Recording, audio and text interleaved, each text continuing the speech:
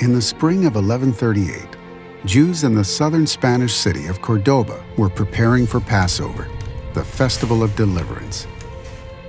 But the household of the esteemed rabbinical judge of Cordoba, Rabbi Maimon, was celebrating a delivery of another kind. Just one day shy of Passover, the rabbi and his wife welcomed their eldest son, whom they named Moshe, Hebrew for Moses. Little did the rabbi know that he was destined to gain eternal fame through Moshe, for his brilliant child grew into the universally acclaimed scholar known as Moses Maimonides, or Moshe, the son of Maimon. It was a trying time for the Jews of Spain.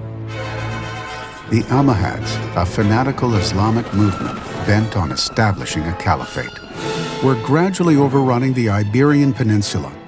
Countless Jews were murdered, others were forced to convert, while many families fled Spain.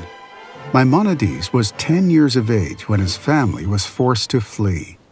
They settled in Fez, Morocco, where his brilliant father shaped him into a Talmudic scholar of repute. He also mastered what we call chokhmah, which is the universal wisdom of humankind. He knew the works of Aristotle and Plato and their Islamic interpreters and so on. Maimonides also became an expert in astronomy and medicine. In 1165, the family journeyed to the land of Israel, but unable to settle, they continued to the large Jewish community of Cairo, where Maimonides married and settled down. He then devoted a complete decade, approximately from 1168 to 1177, to producing his crowning literary achievement, the Mishnah Torah. He was an ish halacha. He was the greatest rabbi of the Middle Ages. He wrote the greatest law code in all of Jewish history, the Mishnah Torah. He was an absolutely outstanding master halachist. For the first time since God gave the Torah at Sinai, the entire body of Jewish law would be codified in a systemic, clear, and concise fashion. The 14-volume masterpiece created a powerful impression across the Jewish world. Then, in 1177, tragedy struck. Maimonides' brother, David, drowned when his ship, fully laden with merchandise, sunk in the Indian Ocean. The brothers had shared a deep bond, and Maimonides grieved terribly for years. David had also been Maimonides' business partner, and this calamity meant financial ruination for Maimonides, who was now forced to become a doctor.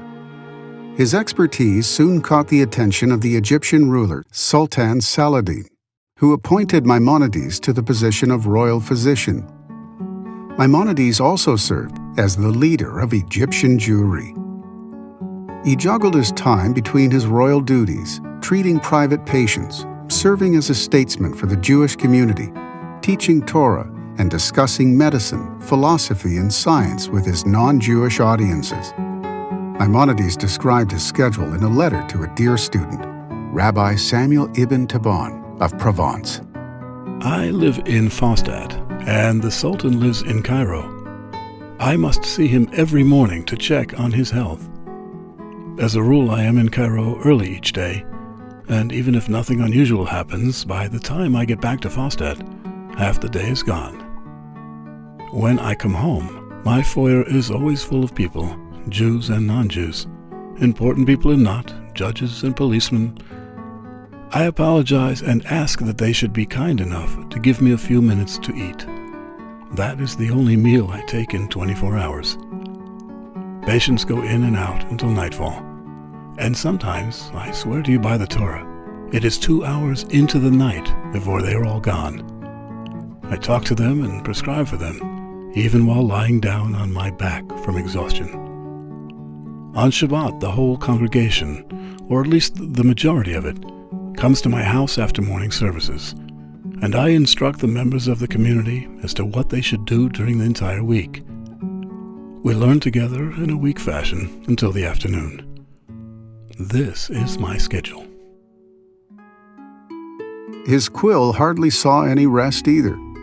Jewish communities from distant lands sought his advice and rulings on Jewish law, and Maimonides felt compelled to pen yet another literary masterpiece to forestall a developing crisis in Jewish faith. Many Jewish scholars in the Arabic lands had been swept up in the newfound Islamic obsession with Greek philosophy. This left some Jewish scholars deeply disturbed by the apparent intellectual contradictions between contemporary Greco-Islamic philosophy and various precepts of the Torah. In 1191, Maimonides published a treatise that thoroughly addressed these issues from a philosophical standpoint, under the title Guide for the Perplexed. When Maimonides passed away in 1204, the entire Jewish world mourned his passing. An epitaph without historical parallel was carved into his gravestone, proclaiming that since the days of Moses, no Jewish leader's achievements had rivaled that of Moses Maimonides. And yet, just 30 years after his death, Maimonides and some of his works became the subject of bitter controversy in the wider Jewish community. At the height of the dispute, some Jews slandered Maimonides' books to Christian religious authorities, who burned them as heretical works. Maimonides' son and his successor as leader of the Cairo Jewish community, Rabbi Abraham, penned a poem to mourn the burning of his father's sacred texts. How foolish are they who believe that with fire one can destroy books more precious than gold. These books are themselves consuming fire. How then can they perish in flames? Know, you who burn and your arrogant helpers, all is not as it appears.